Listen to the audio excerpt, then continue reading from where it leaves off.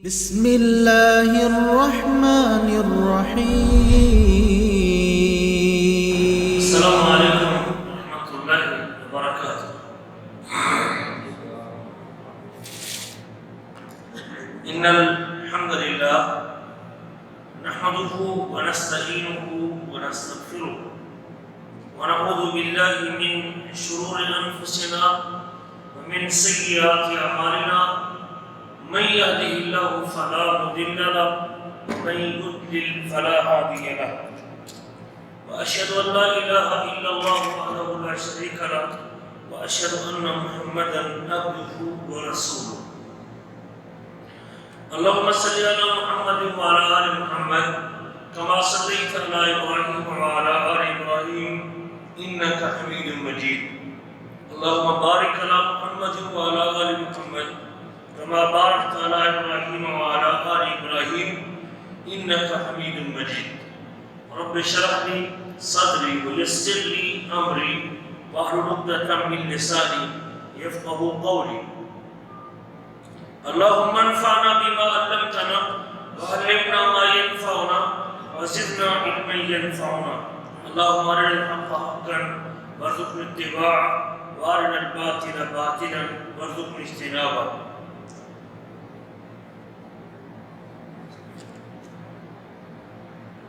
عن عبد الله بن عمرو بن العاص أن رسول الله صلى الله عليه وسلم قال: أربع إذا كنا فيك فلا عليك ما فات من الدنيا: حفظ أمانة وصدق حديث وحسن خليقة وعفة في طعمة.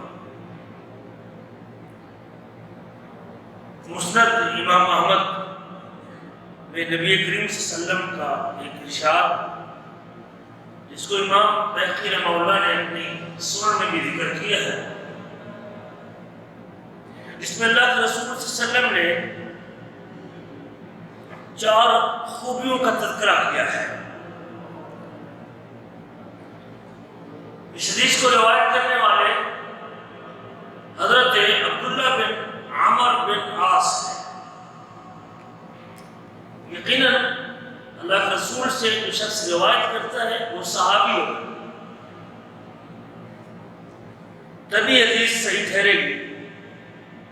حضرت عبداللہ بن عمر بن عاص اللہ کے نبی صلی اللہ علیہ وسلم کے یہ ساتھی ہیں اور اللہ کے نبی کے صحابی ہیں. صحابی وہ ہوتا ہے جس نے ایمان کی حالت میں اللہ کے رسول صلی اللہ علیہ وسلم سے ملاقات کی ہوتی ہے. صحابی وہ ہوتا ہے جس نے ایمان کی حالت میں اللہ کے نبی سے ملاقات کی ہوتی ہے. بہت بڑی عظمت ہے صحابہ کرام کی اور بہت بڑا مقام ہے صحابہ کرام کا. حضرت عبداللہ بن عمر بن عاص یہ دونوں صحابی ہیں. عبداللہ بھی صحابی ہے اور عمر بھی صحابی ہے.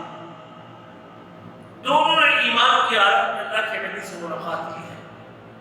اور یہ بھی یاد رکھیں کہ عبداللہ پہلے مسلمان ہوتے ہیں اور ان کے باپ عمر بن عاص بعد میں مسلمان ہوتے ہیں.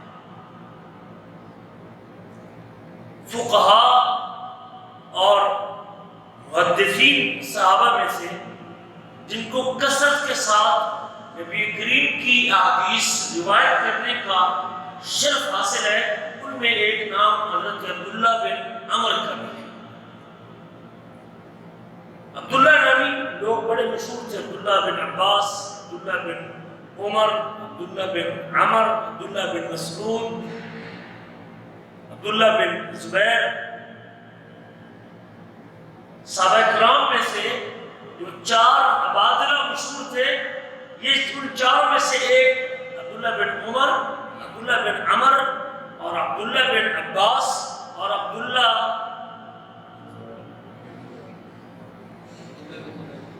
بن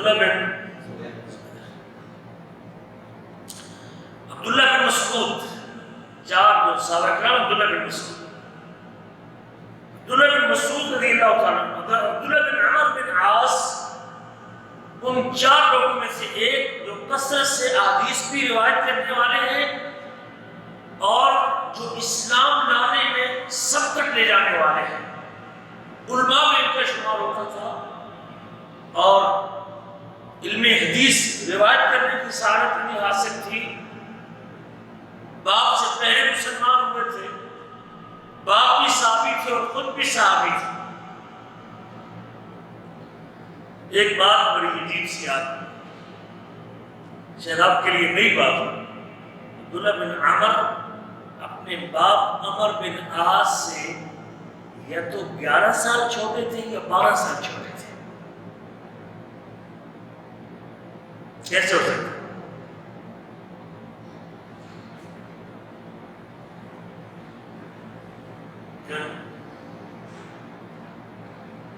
اپنے باپ سے 11 سال چھوٹے تھے یا لکھا ان کی سیرت میں یا 12 سال چھوٹے؟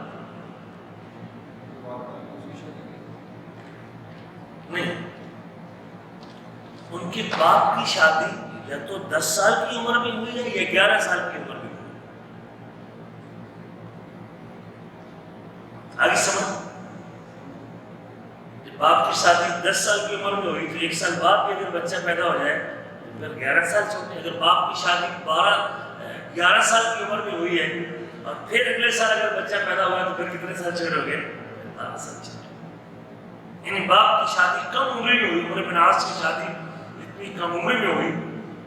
اور اس سے یہ بھی پتہ چلتا ہے کہ عرب کے ماحول میں لوگ جلدی جوان ہو جاتے تھے۔ یہاں پلنے والے بچے اور ہمارے یہ پاکستان میں پلنے والے بچے کیا گروتھ میں فرق ہے؟ گروتھ میں فرق ہے۔ یا چھوٹی عمر کا بچہ بڑی جسامت والا ہے، جبکہ وہاں آپ دیکھتے ہیں تو بعض کا چھوٹی عمر کے بڑی عمر کا بچہ بھی عمریں تھوڑی ہوتی ہیں وہ جب جسامت بڑی ہوتی ہے۔ اور ویسے بھی خوراک تو یہاں کی ہے، علاقے کی گرمی ہے، کھجور ہے، زیتون ہے اور مختلف جو یہاں لوگ خوراک کھاتے ہیں، اس کے بعد سبب ہے کہ جلدی بچیے بھی اور بچے بھی جلدی جوان ہو جاتے ہیں۔ تو عبداللہ بن عمر بن عاص اپنے باپ سے 11 سال یا 12 سال چھوٹے تھے۔ عبداللہ بن عمر ہی اس حدیث کو روایت کرتے ہیں کہ نبی کریم صلی اللہ علیہ وسلم نے فرمایا اربع اذا كن فيك فلا عليك ما فات من الدنيا۔ اور کرنا اس بات کو، اربع اذا كن فيك، 4 باتیں، 4 خوبیاں، 4 اوصاف، 4 چیزیں، 4 عادتیں اگر آپ کے اندر ہیں، کتنی باتیں؟ 4۔ اربع اذا كن فيك، 4 باتیں اگر آپ میں موجود ہیں، 4 خوبیاں اگر آپ کے اندر موجود ہیں، 4 اوصاف سے آپ اگر متصف ہیں، 4 خصلتیں اگر آپ کے اندر پائی جاتی ہیں، یہ 4 خصلیں اتنی عظیم چیز ہیں، فما علیک فلا علیک ما فات من الدنیا، تو پھر تجھے کوئی پرواہ نہیں کرنی چاہیے، کوئی غم نہیں کرنا چاہیے، تمہیں پریشان نہیں ہونا چاہیے۔ اگر پوری دنیا بھی آپ کے ہاتھ سے نکل گئی ہے، ساری دنیا آپ کے ہاتھ سے چھن گئی ہے، لیکن آپ کے اندر 4 خوبیاں موجود ہیں، تو آپ کو کسی غم اور افسوس کرنے کی ضرورت نہیں۔ آپ کا سب دیکھنا ذرا غور کرنا، اللہ کے رسول صلی اللہ علیہ وسلم کی خبر ہے، میری اور آپ کی بات نہیں ہے۔ کس شخص نے یہ خبر دی ہے؟ جس کی زبان پہ آ رہے اللہ نے کہا ما ينطق عن الهوى ان هو الا وحی یوحی، یہ کسی عام بندے کی خبر نہیں ہے، یہ اس شخص کی خبر ہے جس کی زبان کی گارنٹی بھی اللہ اپنی کتاب میں دیتے ہیں کہ اس شخص کی زبان سے جو نکلتا ہے وہ اللہ کی وحی کے اوپر مبنی ہوتا ہے۔ حضرت نبی کریم سے ایک صحابی نے کہا نا، اللہ رسول کبھی آپ غصے میں ہوتے ہیں، کبھی آپ خوشی میں ہوتے ہیں، تو ہم ہر چیز لکھ لیا کریں؟ اگر لکھ لیا کرو فإنه لا يخرج منه إلا الحق، اس زبان سے حق کے علاوہ کوئی بات نہیں، جو بات بھی نکلی آپ کی زبان مبارک سے وہ برحق نکلی ہے اور سچ نکلی ہے۔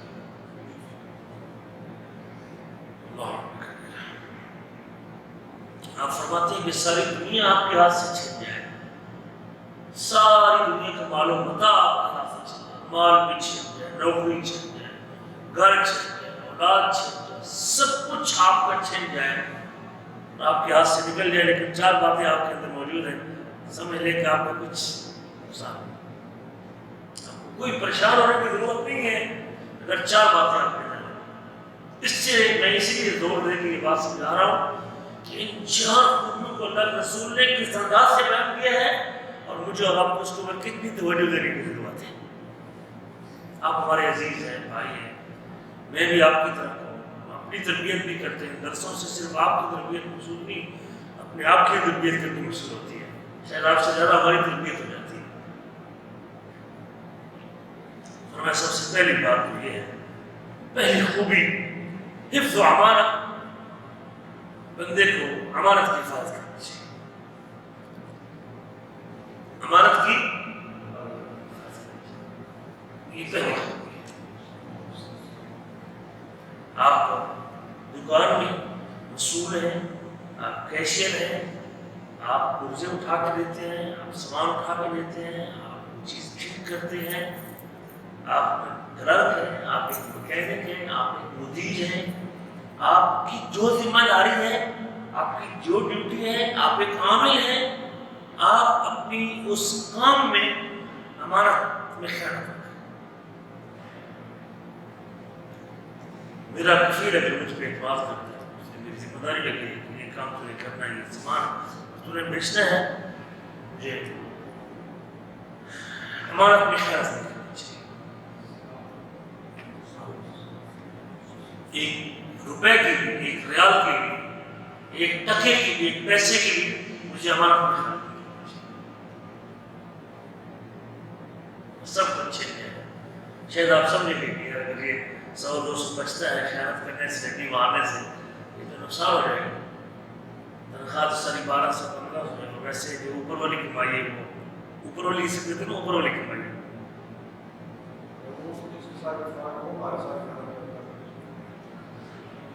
نہیں کرنا چاہیے۔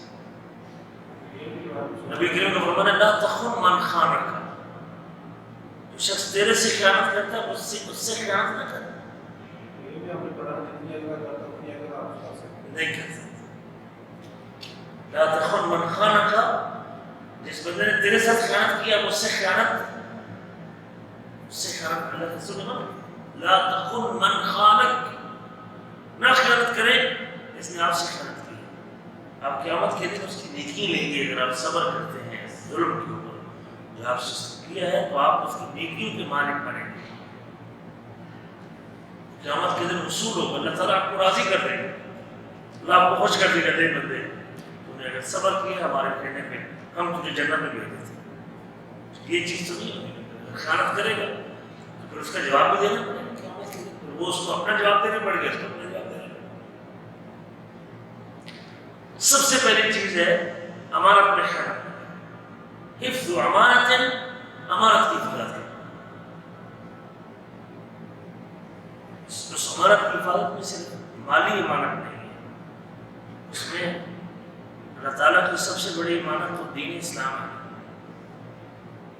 کہتے ہیں ہم نے امانت کو پہاڑوں کو پیش کیا اور پہاڑوں نے اسے اٹھانے سے انکار کیا اور انسان نے اس کو اٹھا لیا۔ سب سے بڑی امانت تو اللہ کا دین ہے، اللہ کا توحید ہے، اللہ کے رسول کی رسالت پر ایمان رکھنا ہے، فرائض کی پابندی کرنا ہے، واجبات کو ادا کرنا ہے۔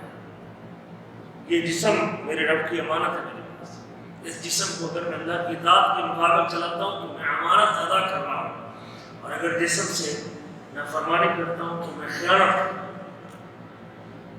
حفظ و امانت، دیکھو کہ میں اس کے ساتھ خیانت تو نہیں کر رہا، اللہ کی بندگی کے حوالے سے جو میری ڈیوٹی اور میرے ذمہ لگایا گیا کہ یہ کام تمہیں کرنا ہے، صبح سے لے کر رات تک 5 نمازیں پڑھنی ہے، تمہیں حلال کھانا ہے، تمہیں حرام سے بچنا ہے، یہ میرے مالک کی امانت ہے، یہ قرآن امانت ہے، رسول کریم کی رسالت پر ایمان رکھنا یہ امانت ہے۔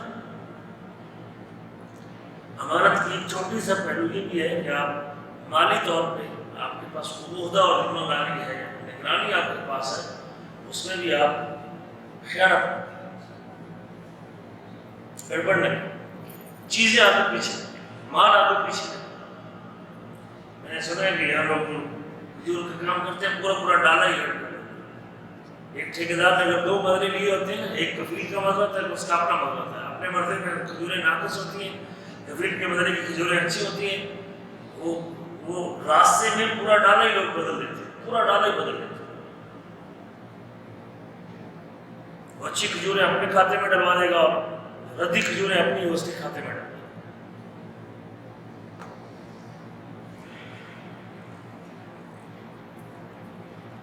حفظ و امانت پہلی خوبی ایک مومن کو چاہیے کہ اس کو امانت نہیں کرے. بھلے آپ کو نقصان ہو رہا ہے، آپ سمجھ رہے ہیں میرا یہ نقصان، میرے پیسے کام ہوتے ہیں. پہلی بات اگر آپ ایگریمنٹ کر کے ہوئے ہیں تو آپ ایگریمنٹ ختم کر دیں. نہیں آپ کو گزارا ہوتا تو آپ چلے. لیکن خیانت ڈیوٹی ملی ہے، 12 گھنٹے میری ڈیوٹی، 6 گھنٹے میری ڈیوٹی، 8 گھنٹے میری ڈیوٹی ہے، مجھے وہ ڈیوٹی ادا کرنی ہے. اگر میں جان بوجھ کے موبائل چلاتا ہوں اسی ڈیوٹی میں کھڑے ہوں، گاہک آتے چلے جاتے ہیں، میں توجہ نہیں دیتا گاہکوں کی طرف، میں اپنے موبائل پہ کھیل رہا ہوں. کام کے ٹائم میں جا کے تکیے اٹھاتا ہوں، دیکھتا ہوں مدیر مراقب کو نہیں، جا کے سو جاتا ہوں. امانت میں خیانت کرنا ہے. دیکھ رہا ہے مجھے تو کرتا ہوں، لیکن یہ تصور اگر ہو جائے کہ میرا رب مجھے دیکھ رہا ہے تو شاید یہ نوبت نہ آئے. حفظ و امانت پہلی خوبی یہ ہے بندے کو امانت دار ہونا چاہیے. نبی کریم کا اشارہ گرامی ہے، آیت المنافق کا 3 منافق کی 3 نشانیاں ہیں. ان میں سے ایک نشانی یہ ہے اذا اؤتمن خان، جب اس کو امانت دی جاتی ہے تو اس میں خیانت کرتا ہے. نفاق کے جراثیم اس بندے کے اندر موجود ہے، منافقت کا پہلو موجود ہے، تو بندہ امانت میں خیانت کرتا ہے. گاڑی کو آپ کو دیکھ لیجیے، بس کھڑی کر کے آپ اس کو نہ استعمال کریں. اور چیزیں اگر اجازت دے گئے کہ ہم اس کو استعمال کر سکتے ہیں. پیسے آپ کے پاس کتنے رکھیں، یہ پیسے رکھ لیں، میرے پاس کوئی ایسی جگہ نہیں ہے، بینک اکاؤنٹ نہیں ہے رکھنے کے لیے، یا میرے پاس سنبھالنے کی جگہ نہیں، آپ کے پاس محفوظ ہے. اگر آپ کو کہتا ہے کہ آپ اس کو استعمال کر سکتے ہیں، آپ کر لیں اس کو استعمال. لیکن جب تک آپ کو اجازت نہیں دیتا تو آپ کو استعمال. ہمارے ہاں تو رکھ دے امانت تو پھر واپس کرنا بڑا مشکل ہو جاتا ہے. اور کہتے ہیں کسی دوست کو اگر آپ پیسے دیں گے تو آپ پیسے سے بھی جائیں گے اور دوست سے بھی جائیں گے، پیسے سے بھی جائیں گے اور دوست سے بھی. حفظ و امانت ہے، امانت کی حفاظت پہلی خوبی. دوسری خوبی نبی کریم فرماتے ہیں وہ صدق و حدیث ہے، بات سچی کرنی چاہیے، بات سچ بولنی چاہیے، کبھی بھی جھوٹ نہ بولے. اور جب بات سچی کرے گا وہ کبھی خیانت نہیں کر پائے گا. جب آپ خیانت کریں گے تو پھر آپ جھوٹ بھی بولے گا نہیں بولے. شام کو آپ کو ذمہ دار کا تاریخ اتنی بکری ہوئی تھی جیت نہیں. یہ آج کی سیل ہے جی، آج کی سیل، جبکہ وہ سیل جو آپ کی جیب میں چلی گئی وہ آپ بتائیے.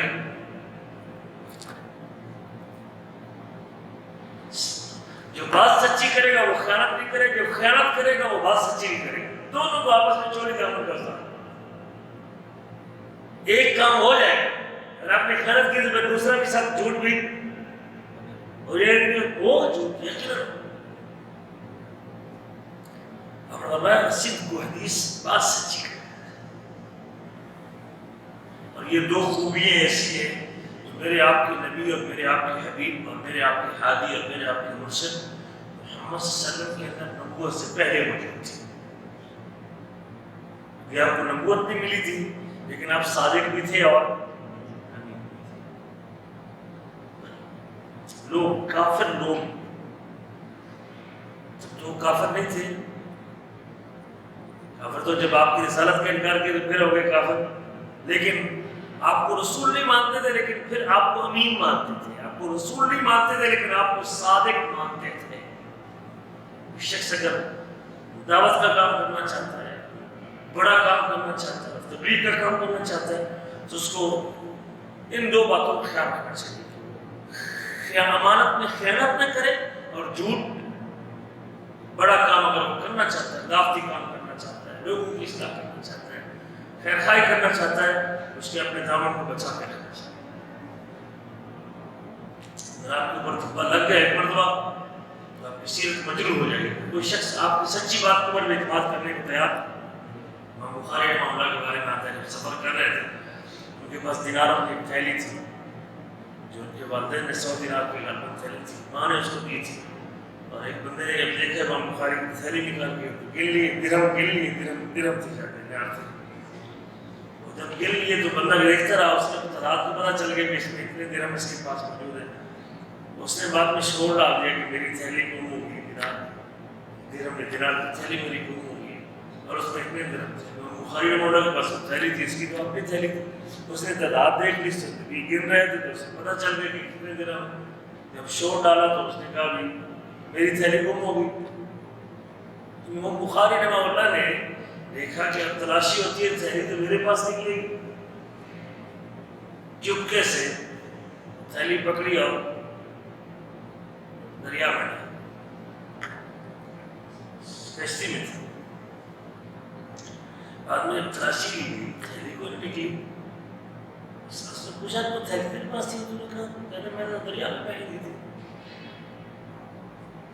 کیونکہ اس مال کی وجہ سے میری جو شخصیت کے اوپر حرف آنا تھا، شاید میری وہ احادیث سے میں بیان کرتا ہوں، جو احادیث شاید میری کوئی بات قبول نہ کرتے۔ اگر آج چوری کے الزام امام بخاری میں لگ گئے تھے تو زندگی بھر کوئی شخص میری بات قبول کرنے کو تیار۔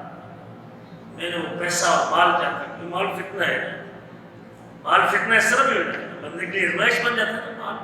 اگر وہ چمٹے رہتے ہو 100 درہم میں دینار ہے، میں ان کو قابو رکھتا ہوں، کوئی بات نہیں، جیل دیکھا جائے گا جو ہے، لیکن انہوں نے مال کی پرواہ نہیں کی، اپنی عزت کا بچا۔ ہم نے دیکھا یہاں لوگ امانت کے ساتھ دیانت سے کام کرتے ہیں، اللہ ان کو ایسی عزت عطا کرتا ہے۔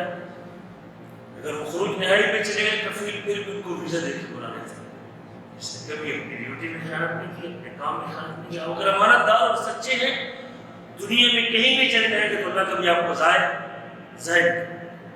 آپ امانت دار اور سچے ہیں، اللہ کبھی ظاہر نہیں کرے گا شخص کو، امانت دار بھی اور سچا۔ یہ دوسری خوبی ہے کہ بات سچی ہے، کبھی جھوٹ۔ نقصان ہو سکتا ہے جھوٹ بولنے سے، نقصان ہو مالی نقصان، مال چھوڑنا پڑے گا۔ جب آپ نے فیصلہ کر لیا میں نے سچ بولنا ہے، آپ بہت سارے گناہوں سے بچ جائیں گے، بہت سارے گناہوں سے بچ جائیں گے۔ صدق و حدیث یہ عادت ہونی چاہیے بندے کی، یہ فیصلہ کرنے کی نیت کہ میں نے جھوٹ نہیں بولنا، جو مرضی ہو میں نے جھوٹ نہیں۔ جب آپ سے چوری ہو بھی گئی ہے اور آپ نے سچ بولنا ہے، آپ بتا دیں میں نے نقصان۔ یہ بڑی آفت ہے، گہرا تعلق ہے سچ کا اور امانت، خیانت نہ کرنے کا۔ تیسری خوبی نبی کریم فرماتے ہیں حسن خلیقت، بندے کا اخلاق اچھا ہونا چاہیے۔ حسن خلیقت، بندے کا اخلاق اچھا۔ اخلاق کیا ہوتا ہے؟ اخلاق یہ بسط الوجہ، بندے کا چہرہ جو ہے نا وہ کھلکھلانا چاہیے،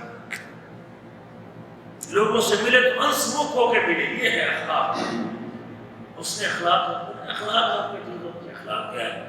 سب سے پہلی چیز بسط الوجہ، آپ کا چہرہ مسکرانا چاہیے۔ بسط الوجہ و بذل المعروف، نیکی کریں، آپ کوئی نیکی کریں، راستہ دکھا، سرنڈر بنا، جگہ بتا، اٹھ کے ساتھ چلے جائیں، راستہ بتا، کوئی بھی آپ خیر خواہی کسی کی کریں یہ اخلاق ہے۔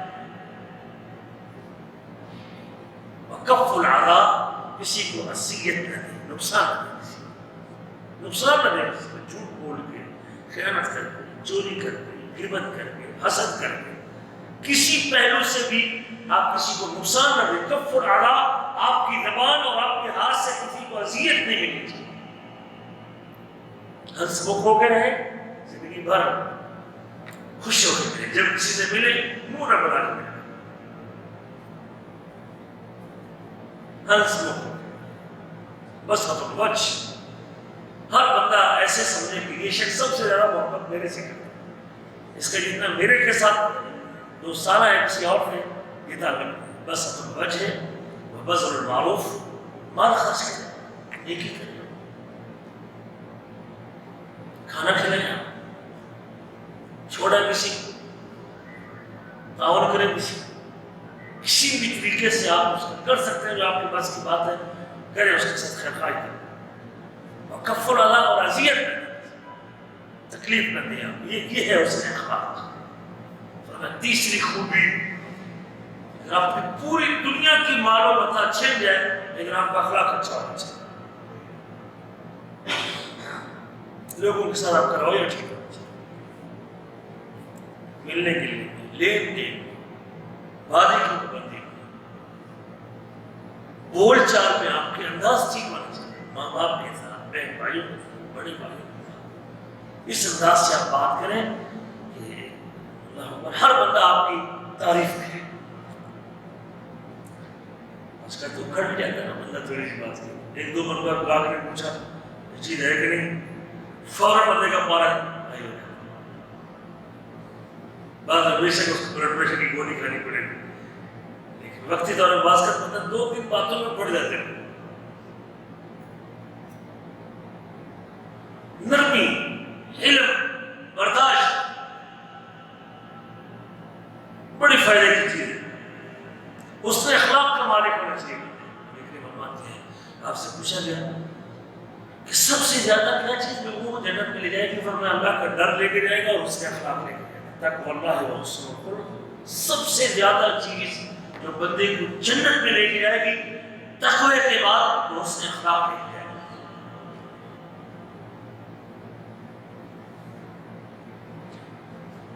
نبی کریم کے ارشاد گرامی، تم میں سے میرے سب سے زیادہ قریب قیامت کے دن وہ لوگ ہوں گے جن کا اخلاق اچھا ہوگا، جن کا اخلاق اچھا. میرا رسول فرماتے ہیں میں اس بندے کو جنت میں گھر کی ضمانت دیتا ہوں.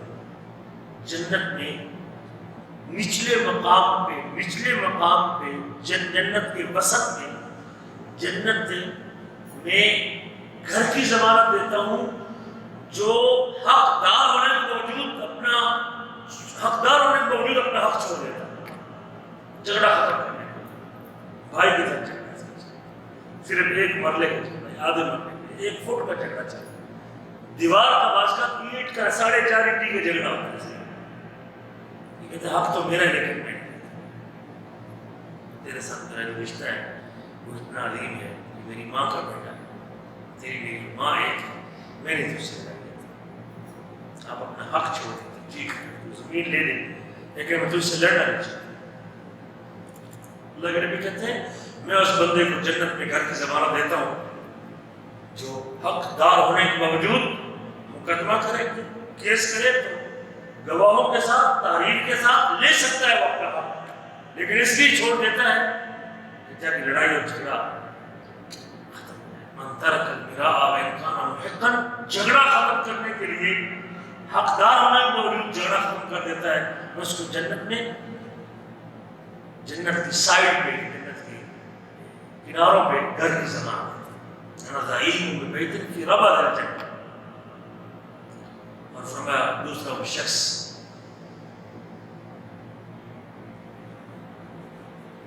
اس کو بھی جنت میں گھر کی ضمانت دیتا ہوں جو مذاق کے اندر بھی جھوٹ نہیں، مذاق کے اندر بھی درمیانے جنت میں گھر کی ضمانت دیتا ہوں جو مذاق میں بھی جھوٹ نہیں بولتا، لطیفے سننے والے اللہ. اور تیسرا وہ شخص جس میں جنت میں اونچے مقام پہ گھر کی ضمانت دیتا ہوں، انا ضعیم ببیت فی اعلی الجنہ، جنت میں اونچے مقام کی گھر کی ضمانت دیتا ہوں جو جس آدمی کا اخلاق اچھا ہو، حسن خلقہ، جس کا اخلاق اچھا ہو.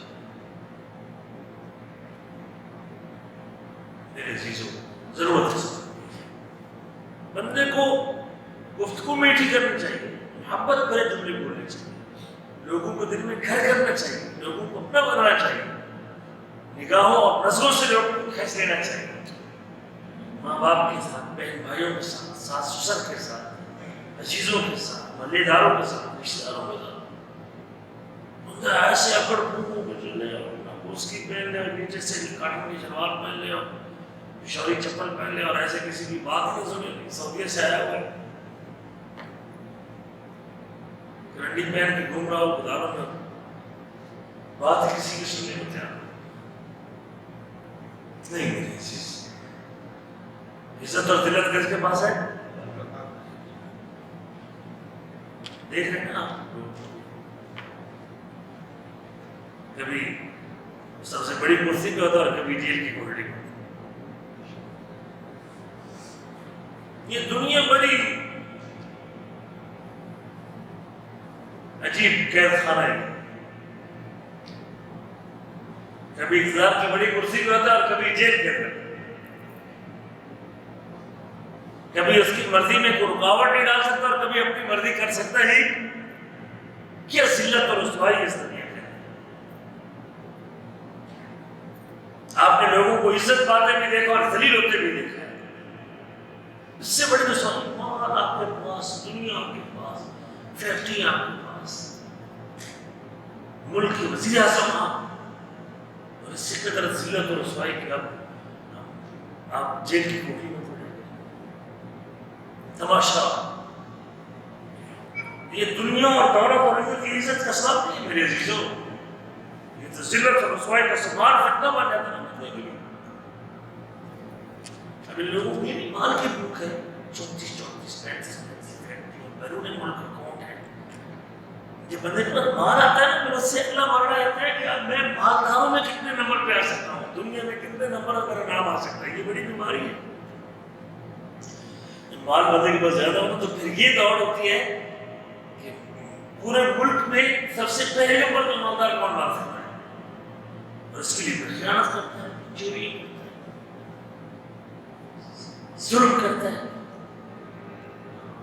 میرے عزیزوں، اخلاق بننے کا اچھا ہونا چاہیے. سب کچھ آپ کا چھن جائے لیکن کسی کو دھکا نہ دے، کسی کو برا نہ کہے، کسی کو گالی نہ دے، کسی کو تانا نہ دے. اس کی برادری کا، اس کی قوم کا، اس کی رنگ کا، اس کی نسل کا آپ کا اخلاق اچھا ہونا چاہیے. کوئی ایسا تعصب والا جملہ بولے بھی صحیح، آپ اس کی اصلاح کریں. اور اس کو حقیقت تیسری عادت یہ ہے کہ بندے کا اخلاق اچھا ہونا چاہیے. چوتھی اور آخری بات لیکن فرماتے ہیں معرفت الطعمۃ، اس کا کھانا حلال کرنا چاہیے، اس کی غذا حلال کرنا چاہیے، کھانا اس کا پکیزہ ہونا چاہیے، حرام کی آمیزش نہیں ہونی چاہیے. آپ 1500 لیتے ہیں، 1000 لیتے ہیں، 2000 لیتے ہیں. اگر آپ نے 200 300 400 500 اس میں ملا لیا ہے تو آپ کا کھانا پاک رہے گا نہیں. معرفت بالتہمۃ، آپ جس بچے کو کھلا رہے ہیں، جس اولاد کو کھلا رہے ہیں، جو نسل آپ سے تیار ہو رہی ہے آگے، اگر آپ اس کو حرام کھلا رہے ہیں تو اللہ اکبر کبیرہ، اس سے آنے والی نسل کو برباد کر رہے ہیں. یہ چوتھی خوبی ہے. آپ کی دنیا چھینتی ہے تو چھین جائے، نوکری چھوٹتی ہے تو چھوٹ جائے، کام سے جواب ملتا ہے تو لے لیں آپ، لیکن آپ کا کھانا کیا ہونا چاہیے؟ حلال ہونا چاہیے. معرفت بالتہمۃ، کھانا پاکیزہ ہونا چاہیے. 10,000 20,000 50,000 100,000 کے ساتھ اپنی پاکیزہ کمائی کو ناپاک نہ کریں. اس کو مال ناپاک ہو جائے گا جب چوری کا مال، خیانت کا مال، جھوٹ کا مال، 2 نمبر مال آپ ڈالیں گے اس میں، آپ کا مال ناپاک ہو جائے گا، حلال بھی ناپاک ہو جائے گا.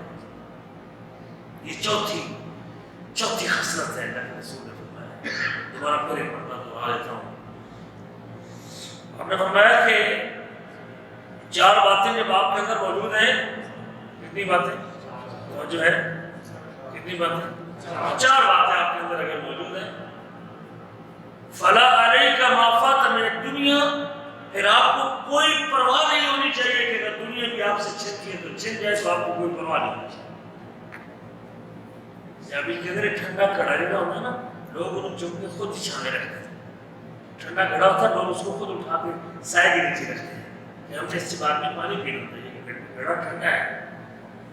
اگر آپ کے اندر یہ 4 خوبیاں موجود ہیں تو اللہ کی قسم اٹھا کے کہتا ہوں دنیا میں کہیں بھی چلے جائیں گے اللہ آپ کو ضائع نہیں کرے گا.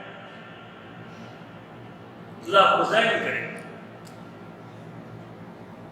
مالک دے گا. 4 خوبیوں کی وجہ سے اللہ رزق بھی دے گا، عزت بھی دے گا، سب کچھ دے گا. اور سب سے پہلی خوبی امانت میں خیانت. بندے کو امانت دار ہونا چاہیے، خائن نہیں ہونا چاہیے. حفظ و امانت ہے ایک، صدق و حدیث ہے، بات سچی کرے، جھوٹ نہیں بولنا چاہیے، سچی بات کرے. جب بات کرے کون سی کرے؟ لیکن کا فرمان ہے علیکم بالصدق فإن الصدق يهدي إلى البر. سچائی کو لازم پکڑو، بے شک سچائی بندے کو نیکی کی طرف لے جاتی ہے. سچائی بندے کو نیکی کی طرف لے جاتی ہے. جب آپ سچے بنیں گے تو یقینی بات یہ ہے کہ آپ کی نیکیوں میں اضافہ ہوگا. جب آپ سچے بنیں گے خیانت نہیں کریں گے، جب سچے بنیں گے چوری نہیں کریں گے. جب سچائی کو اپنا ظاہر بات ہے آپ کو سچ بولنا پڑے گا. آپ کو پتا ہے کہ مجھے سچ بولنا پڑے گا تو پھر گڑبڑ کریں گے. قتل نہیں کرے گا وہ شخص کا آدمی سچا ہے کبھی گڑبڑ نہیں کرے گا. علیکم بالصدق فإن الصدق يهدي إلى البر وإن البر يهدي إلى الجنة. اور جو بر ہے نیکی ہے وہ بندے کو جنت میں لے جاتی ہے. شارٹ کٹ راستہ جنت میں جانے کا. سچ بولے، صدق و حدیث 2 باتیں. اور تیسری بات حسن و خلیقت. بندے کا اخلاق اچھا ہونا چاہیے، رویہ اچھا ہونا چاہیے، میل ملاپ اچھا ہونا چاہیے، گفتگو اچھی کرنی چاہیے، بول اچھی ہونی چاہیے، بات اچھی کرنی چاہیے، بات میں مٹھاس ہونی چاہیے، گفتگو میں چاشنی ہونی چاہیے.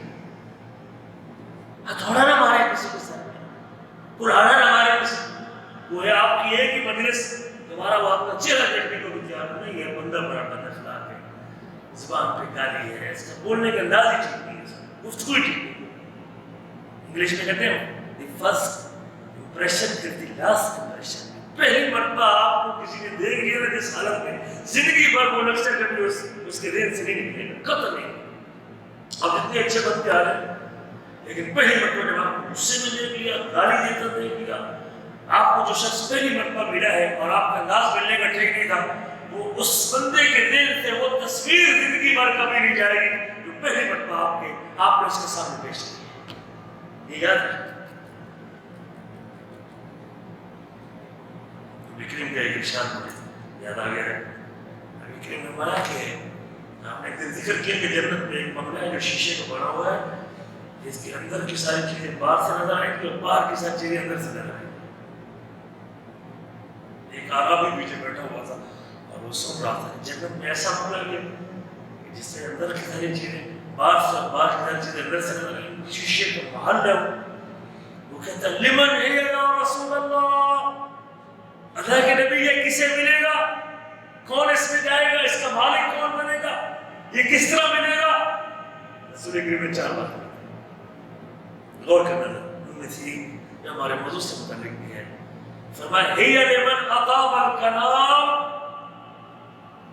یہ اس بندے کو ملے گا جس کی کلام میٹھی ہو، جس کی گفتگو میٹھی ہو، جس کے بول اچھے ہو، جس کا بولنے کا انداز بہتر ہو، جو دل میں گھر کرنے والی باتیں کرتا ہو، جو اپنی باتوں سے دوسرے کو گرویدہ کر لیتا ہو، جو اپنے جملوں سے دوسرے کو اپنے بنا لیتا ہو، جس کی مجلس، جس کی گفتگو میں نفرت کا ہو، جس کی گفتگو میں محبت بانٹی جائے، پیار تقسیم کیا جائے. یہ پہلی خوبی ہے اس محل میں جانے والے کی، لمن اطاب الکلام، جس کی گفتگو اچھی ہو.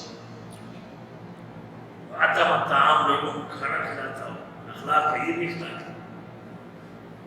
اور وادام الصیام، ہمیشہ روزہ رکھتا ہو، رمضان کے بعد بھی روزوں کا اہتمام کرتا ہو. وصلی باللیل والناس نیام، اور رات کو قیام کرتا ہو. 4 باتیں ہم نے بتائی، 4 آدمی 4 باتیں اس کے اندر موجود ہیں.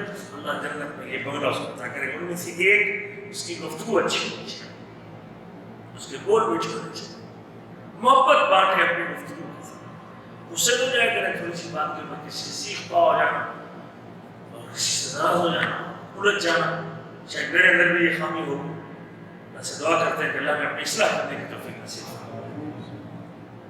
بات اس میں اخلاق اچھا اخلاق ہونا چاہیے، اور آخری بات کہ آپ کا کھانا کیا ہونا چاہیے، حلال فرماتے ہیں شخص لمبا سفر طے کرتا ہے، اس کے سر بھی بڑا گندا ہے اور اپنے ہاتھوں کو بڑھاتا ہے اور اللہ سے دعا کرتا ہے یا رب یا رب یا رب یا رب یا رب۔ اللہ رسول فرماتے ہیں ملبسہ حرام ومشربہ حرام، اس کا پہننا حرام کا ہے، اس کا پینا حرام کا ہے، کھانا حرام کا ہے، وغذی بالحرام، اس کی غذا حرام کی ہے، فأنى يستجاب له، تو پھر اس کی دعا کیسے ہوگی؟ اس کی دعا قبول نہیں ہوگی، اس کا کھانا پینا پہننا کس کا ہے؟ حرام کا ہے۔ اس لیے چاہوں کہ میری دعا قبول ہو، اور اللہ اکبر، تو پھر مجھے اپنے کھانے کو پاک رکھنا چاہیے، کھانے کو پاک رکھنا چاہیے، اس کو ملاوٹ بتا دیں آپ فیل سیدھے مدار سے بتا دیتے ہیں، شاید اللہ تعالیٰ آپ کے بتانے کی وجہ سے اس کا مالک دے دیں، آپ شاید زیادہ منافع دینے کی وجہ سے، کما کے دینے کی وجہ سے وہ آپ کی تنخواہ بڑھائے، شاید آپ کا جو فیسنگ مقرر کر دے، شاید آپ کی رشتہ مقرر کر دے، آپ اکثر بڑی محنت سے کام کرتے ہیں اور اپنی خوشی سے شاید وہ اپنی جیب سے نکال کر آپ کو انعام اور اکرام آپ کو دے، یہ حلال دینے کا ہو جائے گا آنے کا اور مال دینے کا، اور شاید یہ آپ کے رزق کو بھی پکیزہ کر دے گا اور آپ کی دعاؤں کی قبولیت کا ذریعہ بنے گا اور کامیابی کا باعث بنے گا۔ تو یہ چار خوبیاں ہیں اللہ کی نبی نے ذکر کی ہیں کہ اگر پوری دنیا میں چھپتی ہے تو کوئی پرواہ نہ کیجیے اگر آپ کے اندر چار باتیں۔ اللہ سے دعا ہے کہ اللہ ہمیں یہ چار باتیں اپنانے اور اختیار کرنے کی توفیق نصیب فرمائے، اور اپنے حبیب کی اور اپنے ہادی کی اس نصیحت کو تسلیم کرنے کی توفیق نصیب فرمائے، اور اس کے اوپر اپنے آپ کو ڈھالنے کی اللہ کو توفیق نصیب فرمائے۔ اللہ ہمارے گناہوں کو معاف فرمائے، اللہ ہماری پریشانیوں کو دور فرمائے۔ اللہ ان حالات میں میرے عزیزوں، جب لوگ نبی کریم کے خاکے بنا کے آپ سے استہزاء کر رہے ہیں، میری آپ کی ذمہ داری بڑھ جاتی ہے، اس کے مقابلے میں نبی کریم کی سیرت کا مطالعہ کروں، آپ کی حدیث کو سنوں، آپ کی سیرت کو اپنا لوں اور آپ کی سنت کو اختیار کر لوں، اور آپ سب کے دین کو اپنا کے معاشرے کے اندر اضافہ کروں، دین اپنانے والوں کو، دین ماننے والوں کا، اور یہ بتاؤں کہ ہم اپنے دین نبی کے دین کی فخر محسوس کرتے ہیں اور اس کے اوپر عمل کر کے اپنے لیے سعادت محسوس کرتے ہیں۔ یہ ہماری ذمہ داری اس حوالے سے زیادہ بڑھ جاتی ہے جب لوگ اپنے خاکے بنا رہے ہیں آپ کے بارے میں، نعوذ باللہ من ذالک، فلمیں بنا رہے ہیں، اس وقت میری اور آپ کی ذمہ داری پڑ جائے گی، ہم اپنے اخلاق اور اعمال کے ذریعے لوگوں کو بتائیں کہ تم اس نبی کی محبت ہمارے سیرت سے نکالنے کے در پہ ہو، ہم اس کو اپنے انگ کے اندر اتارنے کے لیے تیار ہیں اور اپنے عملی طور پر اپنے آپ کو ڈالنے کے لیے 24 گھنٹے تیار ہیں۔ اللہ سے دعا ہے کہ اللہ ہمیں توفیق نصیب فرمائے، اللہ ہمارے اس بیٹھنے